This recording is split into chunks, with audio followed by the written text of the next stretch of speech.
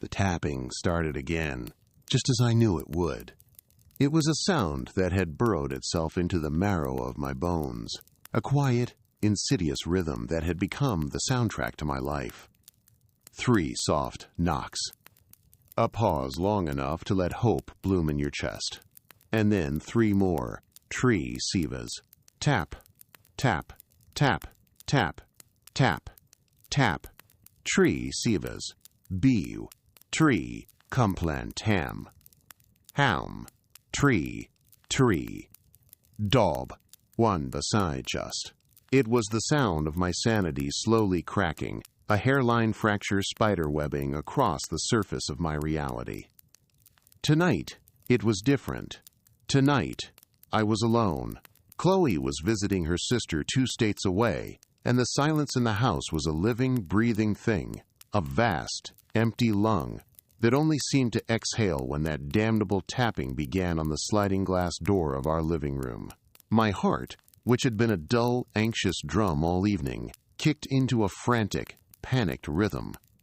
I was sitting on the couch, the glow of the TV screen painting the room in shifting shades of blue and gray, but I wasn't watching.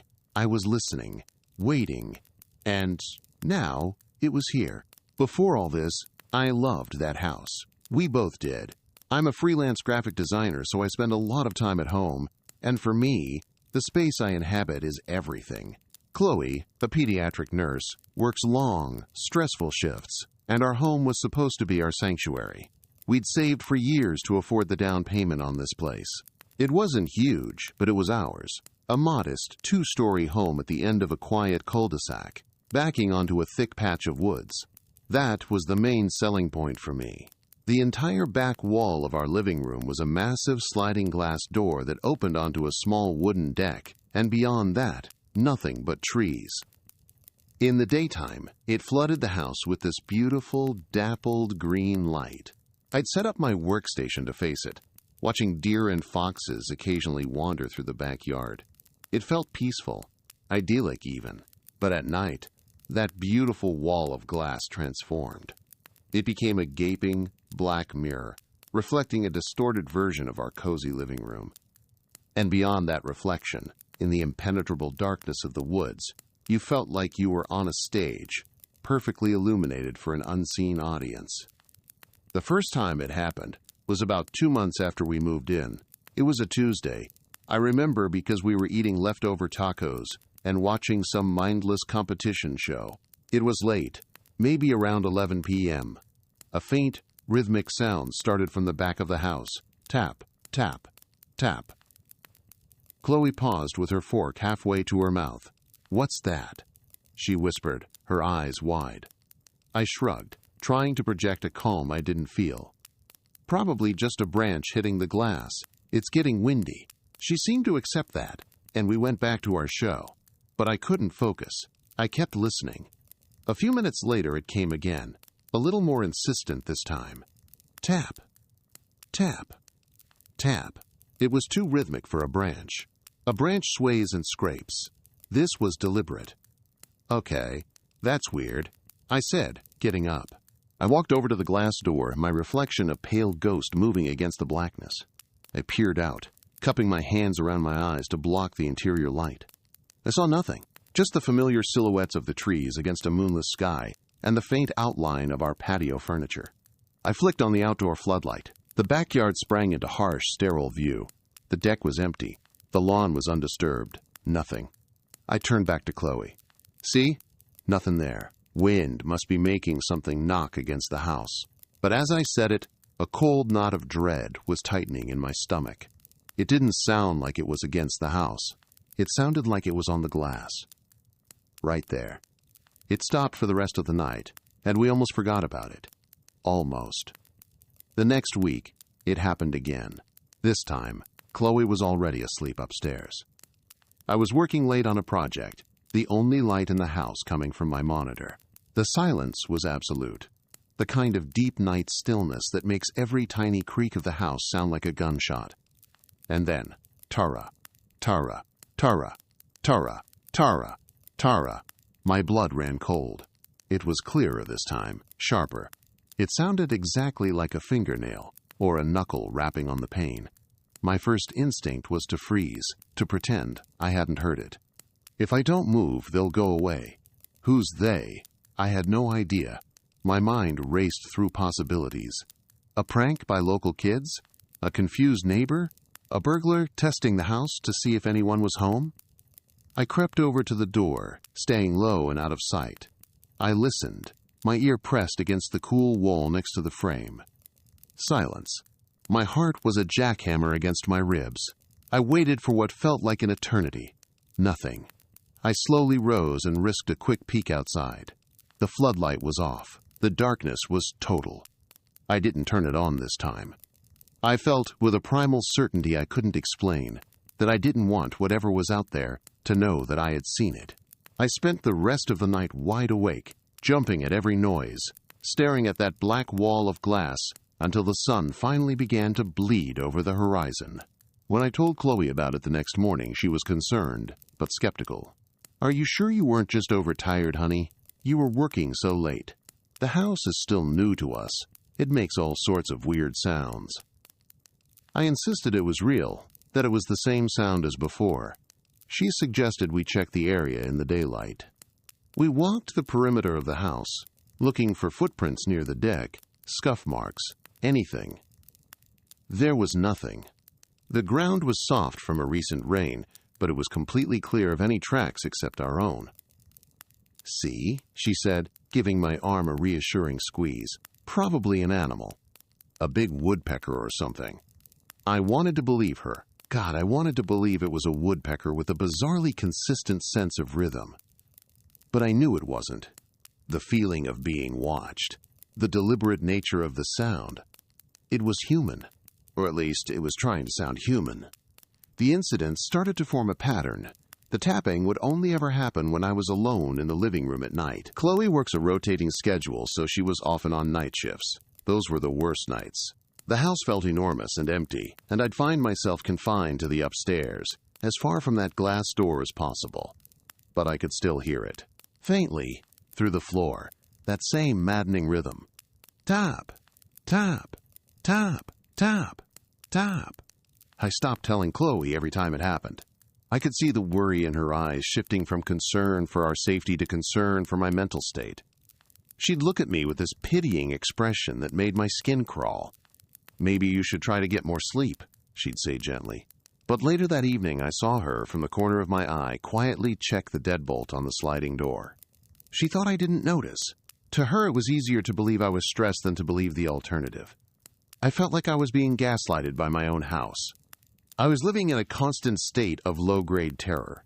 My nerves frayed to the breaking point, and the one person I should have been able to count on was starting to think I was losing my mind. So I decided to get proof. I bought a cheap, motion-activated security camera online. It wasn't much, but it was all I could afford. I set it up on the bookshelf, aimed directly at the sliding door. I felt a surge of triumphant vindication.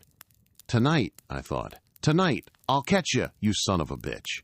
I settled onto the couch, pretending to watch TV, but my eyes were glued to the little camera, its tiny red light a comforting beacon in the dark. The hours crawled by. 10 p.m., 11 p.m., midnight. Nothing. A sliver of disappointment mixed with relief. Maybe just the presence of the camera was enough to scare them off. I was about to give up and go to bed when it started.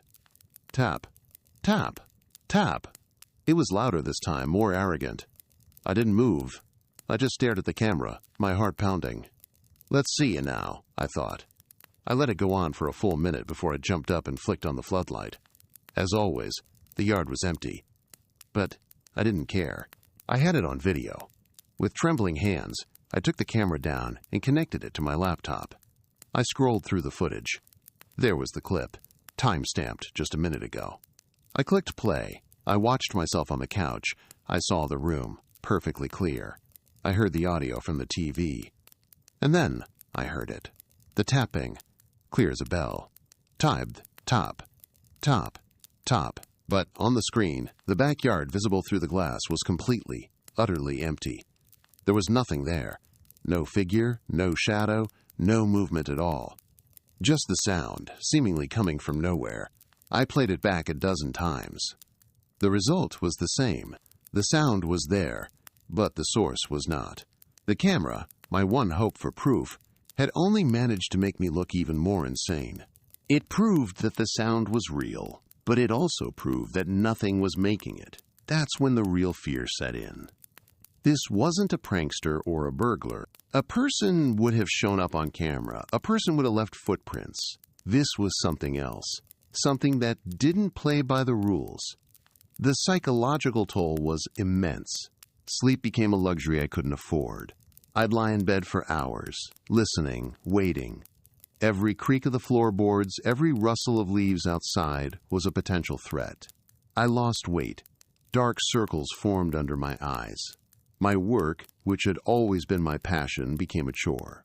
How can you focus on color palettes and font kerning when you feel like a caged animal being tormented by an invisible force? Chloe's patience was wearing thin. Our conversations became strained. We were living in the same house but in two different realities. In hers, we were a normal couple in a new home.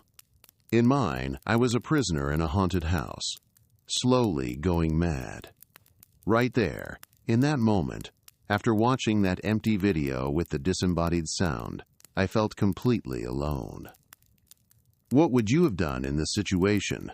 Would you have pushed the issue with your partner, risking your relationship, or would you start to question your own sanity? Let me know in the comments. One night, things escalated. Chloe was on a double shift, meaning I had the house to myself for a full 16 hours. I dreaded the sunset. As darkness fell, I locked the deadbolt on the sliding door, then pulled the vertical blinds shut, closing off the view of that black void. I even wedged a thick piece of wood into the track of the door so it couldn't be forced open. It felt flimsy, pathetic, but it was all I could do. I retreated to the kitchen to make dinner, the blinds creating a false sense of security. The tapping started early that night, around 9 p.m. Cap, cull, cull, cull. It sounded slightly muffled by the blinds, but it was unmistakable. I ignored it. I turned up the music on my phone, trying to drown it out. I chopped vegetables with more force than necessary, the rhythmic thud of the knife on the cutting board, a counter-rhythm to the one on the glass. 19 bood, nawful boss. 19 bood, 19 bood, 19 bood, 18 bood, 19 bood, 19 bood, 19 bood, 19 bood, 19 bood, 19 bood. It was persistent, relentless. I finished my dinner, my stomach churning with anxiety. I washed the dishes, my hands shaking. The tapping never stopped. It was like a form of water torture, a constant, low-level assault on my nerves. Finally, I couldn't take it anymore. I had to see. I stormed into the living room, filled with a surge of adrenaline-fueled rage. "What do you want?" I screamed at the closed blinds. The tapping stopped. The sudden silence was deafening. I stood there, panting, my own voice echoing in the quiet house. Did I scare it off? For a second, I felt a rush of power. But it was short-lived. Slowly, deliberately, a new sound began. A soft, scraping noise. Asterisk scree. It was the sound of a single fingernail being dragged slowly down the entire length of the glass door. It was a sound so full of malice, so intimate and invasive, that my anger instantly evaporated, replaced by a pure, primal terror that left me breathless. A faint, cloying smell drifted through the air vents, like damp soil and rotting leaves. I backed away from the door, my eyes wide with horror. And then, through the tiny gaps in the blinds, I saw it. Movement, a sliver of shadow detaching itself from the deeper shadows of the woods. I couldn't make out details, just a tall, impossibly thin silhouette moving with an unnatural, fluid grace. It paused directly in front of the door, and even though I couldn't see a face, I felt, with every fiber of my being, that it was looking right at me, right through the blinds. It knew I was there. It knew I was watching. My breath hitched in my throat. I couldn't scream. I couldn't move. I was paralyzed, pinned in place by the gaze of something that shouldn't exist.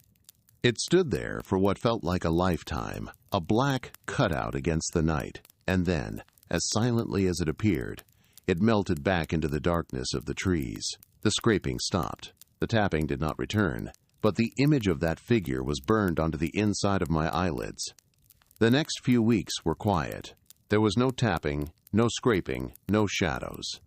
A fragile sense of normalcy began to return. I started to sleep through the night again. Chloe and I started talking, really talking, for the first time in a month. We went on dates. We laughed. One evening, feeling bold, we had dinner out on the deck, watching the fireflies flicker to life as dusk settled over the woods. We even left the blinds open that night, a conscious act of defiance. I started to convince myself that I had imagined the whole thing, a stress-induced hallucination, a waking nightmare brought on by exhaustion and the pressures of a new mortgage. It was a comforting lie, and I clung to it desperately. I even took the security camera down, putting it away in a drawer as if to physically pack away the memory of my fear. We were happy. The house was our sanctuary again. Looking back, I see the cruelty in it. The silence wasn't an ending. It was a rest. It was letting the prey calm down before the final chase. The night it all came to an end was the night Chloe was home. It was a Saturday. We had stayed up late watching a movie, curled up together on the couch. It was cozy and domestic, the kind of perfect, quiet night we'd dreamed of when we bought the place. We went up to bed around 1 a.m., feeling sleepy and content. We left the blinds on the sliding door open, a testament to my newfound and foolish confidence. I fell asleep almost instantly, a deep, dreamless sleep. I was woken up by Chloe shaking me. "Alex," she whispered, her voice tight with fear. "Alex, wake up. Listen." I sat up, my mind groggy. "What is it?" And then I heard it. "Mose, tap." Tap. Tap. My blood turned to ice water. It wasn't coming from downstairs. It wasn't coming from the living room. It was coming from the window, our bedroom window. We were on the second floor. I can't properly describe the sheer, mind-bending horror of that moment. A sudden, bone-deep cold seeped into the room, raising goosebumps on my arms. The air grew heavy, thick with a static charge that made the hairs on my neck stand on end. Our bedroom window was a good 15 feet off the ground. There was no balcony, no trellis, no tree, with branches strong enough to hold a person. To get to that window, you would need a ladder, a very tall ladder. And we would have heard someone dragging a ladder across the lawn. We would have heard it being set up against the house. But there had been nothing. Just the silence of the night, and then that. Tap, tap, tap. It was right there, inches from our heads, on the other side of a thin pane of glass. It was intimate. It was impossible. Chloe was clutching my arm, her nails digging into my skin. Her face was pale in the dim moonlight, filtering through the window. "You hear it, right?" she breathed. "I'm not dreaming?" All I could do was nod, my throat too tight to speak. The sound I had been trying to convince her of for months, the sound that had made me question my own sanity, was now playing a private concert for the two of us in our own bedroom. Her fear was a terrible, horrifying validation. I wasn't crazy. But the truth was so much worse. The tapping stopped. We lay there, frozen, hardly daring to breathe. The silence that followed was somehow louder and more terrifying than the tapping had ever been. We knew we couldn't spend another night in that house. Whatever was outside wasn't just trying to scare us anymore. It had broken the rules. It had followed us to our most private space. It had demonstrated that locks and distance meant nothing to it. If you're invested in finding out what happened next, and you enjoy stories that make you check your own locks, consider subscribing to the channel. It really helps us bring more of these experiences to you. We didn't sleep. We didn't even talk. We just lay there, side by side, staring at the ceiling until the first gray light of dawn broke the horizon. As soon as the sun was up, we were a whirlwind of frantic activity. We threw clothes and essentials into suitcases. We didn't pack systematically. We just grabbed things. I remember grabbing a handful of Chloe's nursing textbooks, and a half-empty bottle of ketchup, my brain unable to process logical thought. All that mattered was getting out. Every shadow seemed to hold a threat. Every creak of the house was a prelude to more tapping. We didn't even talk about it. There was an unspoken understanding between us. We were leaving, and we were never coming back. We loaded the car in a daze and drove to a cheap motel an hour away. We checked in, locked the door, bolted the chain, and collapsed onto the bed, completely drained. It was only then, in the sterile anonymity of that motel room, that Chloe finally broke down. She cried for an hour, a mixture of fear, relief, and guilt for not having believed me sooner. I just held her, my own terror a cold, hard stone in my gut. We never spent another night in that house. We hired movers to pack up our belongings while we stayed with Chloe's parents. I couldn't bring myself to go back inside. The thought of standing in that living room, of looking out that glass door, made me physically ill. We put the house on the market at a significant loss, desperate to be rid of it. Our realtor thought we were insane. "But you just bought it! It's a beautiful property!" How could I explain it to her? How could I say that the property came with a tall, thin shadow that liked to tap on the windows? We sold it to a young couple, much like ourselves. A part of me felt an immense wave of guilt. Have you ever been in a situation where you had to make a choice that might put someone else in a tough spot? It's a terrible feeling. We didn't tell them. We couldn't. What would we even say? Last month I saw a photo of them on a friend's social media feed, posing on the deck at sunset, beaming. The caption read, "So happy in our forever home." For a moment, my hand, holding the pen, froze over the paper. I thought of their smiling faces, their future, but what could I say? I signed my name, and with that stroke of ink, I condemned them with my silence. We live in a high-rise apartment in the city now, on the 23rd floor. There are no woods, no dark backyards. My views of other buildings, a sea of concrete and glass and artificial light. There are no strange noises that can't be explained by traffic or neighbors. It's safe, it's sterile, and I hate it. But the fear has never completely left me. It's a low hum in the back of my mind, a phantom limb. Sometimes, when I'm working late and the city is quiet, I think I can hear it. A faint, rhythmic tapping. It's probably just the building settling, or pipes in the wall. But I still freeze. My heart still hammers against my ribs. Chloe and I don't talk about what happened in that house. It's a black hole in our shared history. An event so traumatic that we've tacitly agreed to pretend it never occurred. But I see it in her eyes sometimes, when a sudden noise makes her jump, or when she insists on checking the locks on the door twice before we go to bed. The scar is still there, on both of us. We survived, but we were changed. To this day, I have no answers, only a lingering fear of the dark and the sound of tapping. Was it a person with a sick, elaborate plan to terrorize us? Or was it something else? Something ancient from those woods that didn't like us being there? Something that wasn't bound by things like gravity or locked doors, that just wanted to see what would happen if it knocked. I don't know which possibility is more terrifying. What do you think was outside our house? Share your thoughts or theories in the comments below.